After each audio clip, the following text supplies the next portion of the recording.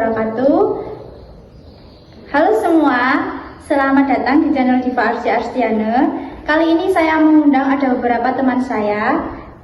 Kepada kakak-kakak bisa memperkenalkan diri terlebih dahulu. Perkenalkan, nama saya Indriani Terlestari. Perkenalkan, nama saya Nurul Masfufah. Perkenalkan, nama saya Rani Atta Fitria. Baik, di video podcast kali ini saya akan bahas tentang peran tokoh ulama yang ada di Indonesia dan metode dakwah Islam oleh Wali Songo yang ada di Tanah Jawa. Dalam Islam Comes to Malaysia, Fatimi menuliskan bahwa pada abad ke-10 Masehi telah terjadi migrasi keluarga yang berasal dari bangsa Persia. Di antara migrasi keluarga-keluarga tersebut, yang terbesar adalah sebagai berikut.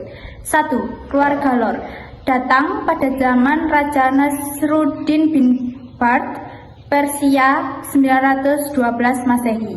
Mereka tinggal di Jawa dan mendirikan sebuah perkampungan dengan nama Loran atau Leran.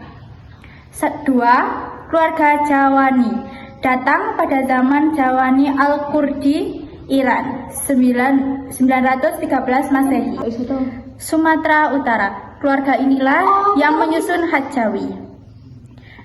3. Keluarga Syiah datang pada pemerintahan Rodaulah bin Hasan bin Buai Ad-Dalami 9609 Masehi.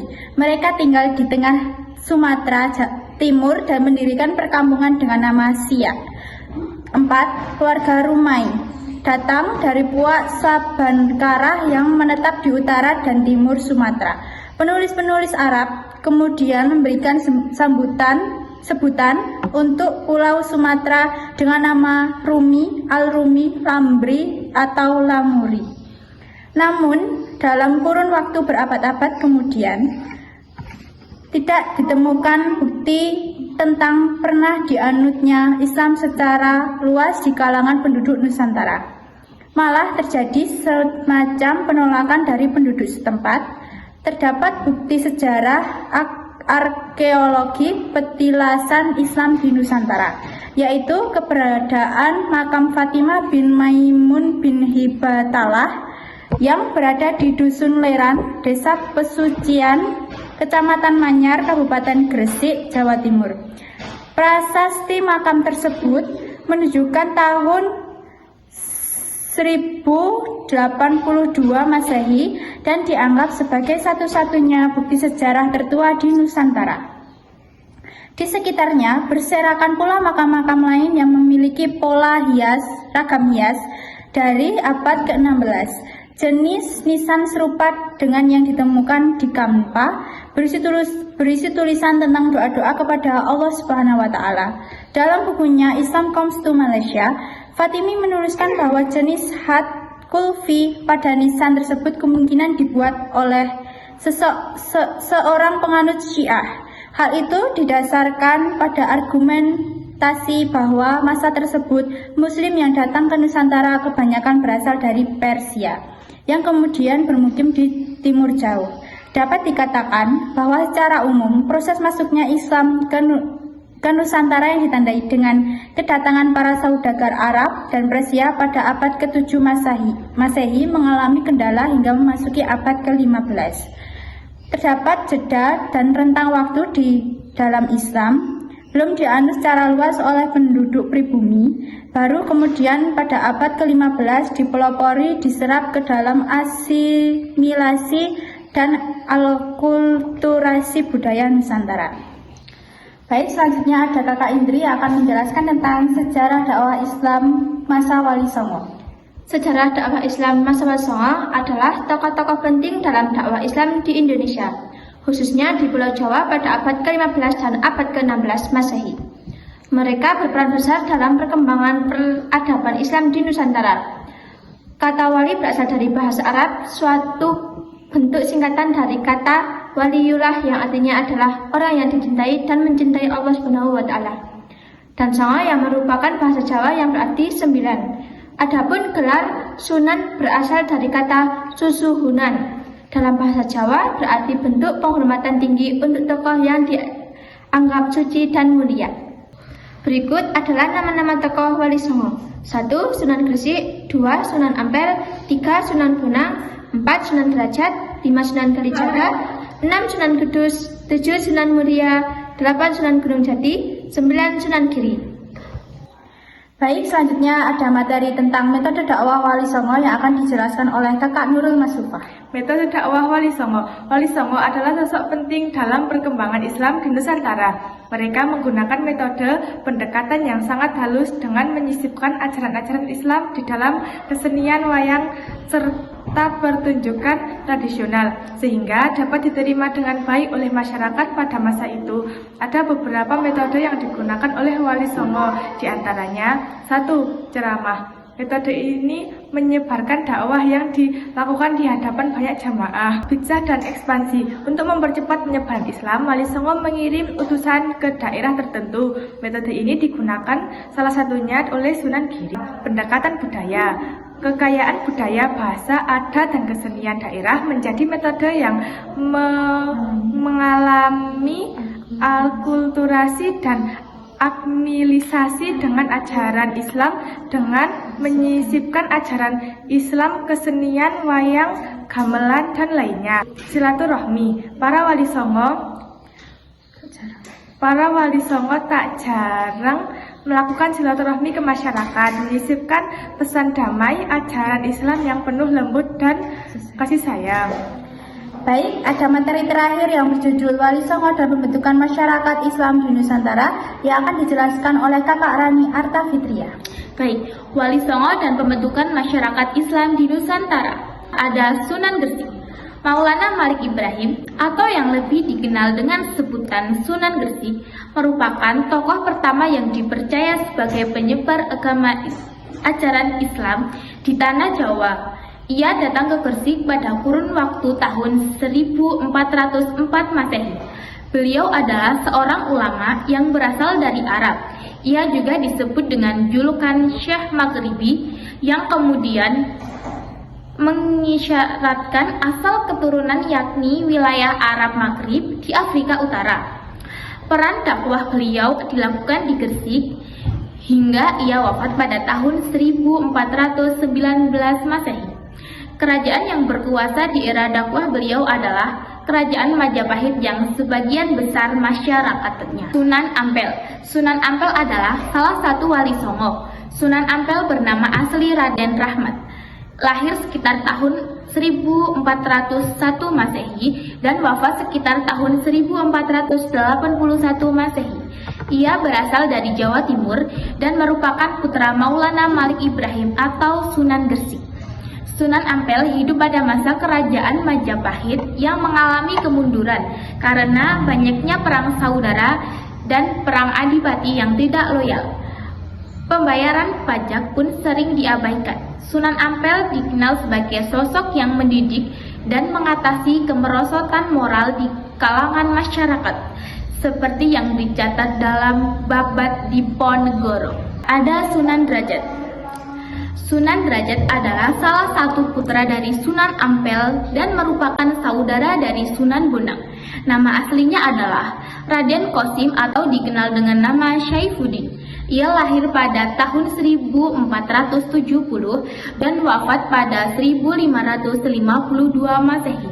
Dimakamkan di desa Derajat, Lamongan, Jawa Timur. Ia menghabiskan masa mudanya dengan belajar agama Islam bersama ayahnya. Ia melakukan dakwah pertama kali di wilayah Gresik dengan menyusuri pantai utara Jawa.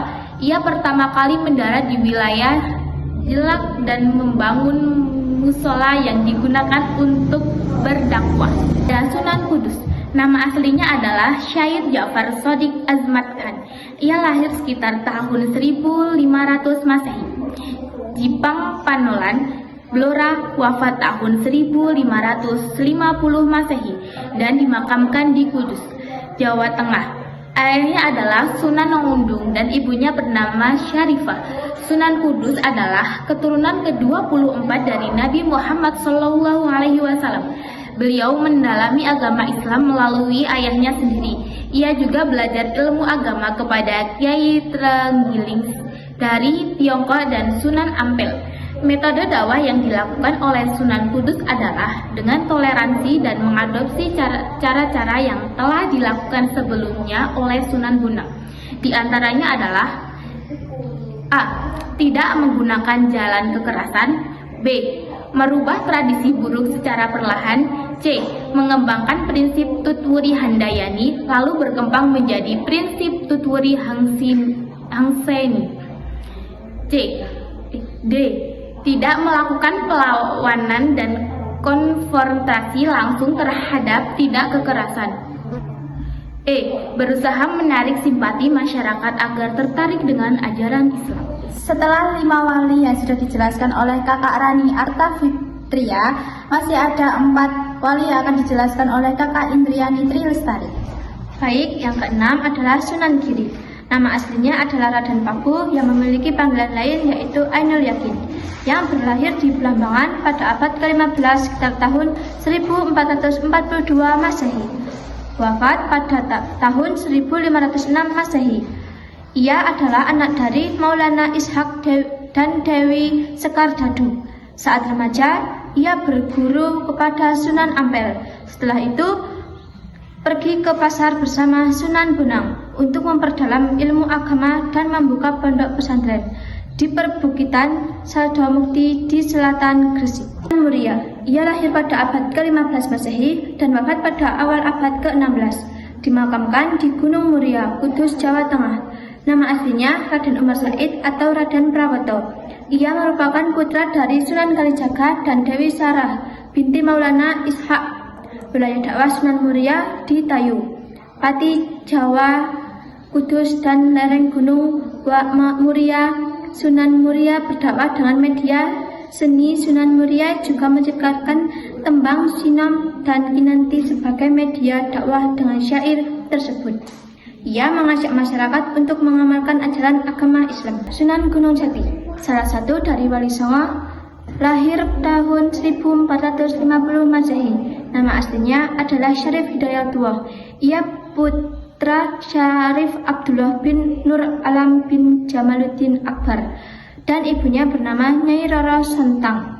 Kakeknya, buyut Sunan Gunung Jati, Jamaluddin Akbar, adalah seorang mubalik besar dari Gujarat, India yang dikenal dengan Syekh Maulana Akbar. Ia merupakan keturunan Rasulullah SAW. Dari Jalul Husain berbagai tempat termasuk belajar ilmu tasawuf di Mesir selama 27 tahun. Sekitar tahun 1475, ia kembali ke Jawa dan tinggal di Cirebon. Metode dakwah yaitu 1. Mudilah hasanah atau nasihat yang baik. 2. Al-hikmah atau cara yang bijaksana. 3. Tadarruj atau tingkatan belajar seorang murid atau pesantren. 5. Ta'awun atau saling tolong-menolong. 6. Musyawarah untuk membicarakan berbagai hal yang berkaitan dengan tugas dan perjuangan wali. 7. Pembentukan Qadr Dai. Adapun hikmah dan pesan damai dari dakwah Wali Songo di Tanah Jawa yang akan diterangkan oleh Kakak Nurul Masfufah. Hikmah dan pesan damai dari dakwah Wali Songo di Tanah Jawa.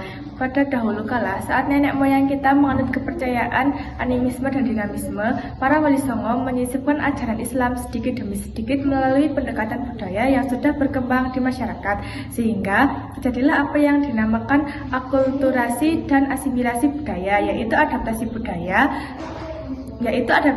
lama yang sudah ada dan disesuaikan dengan nilai-nilai dan ajaran agama Islam.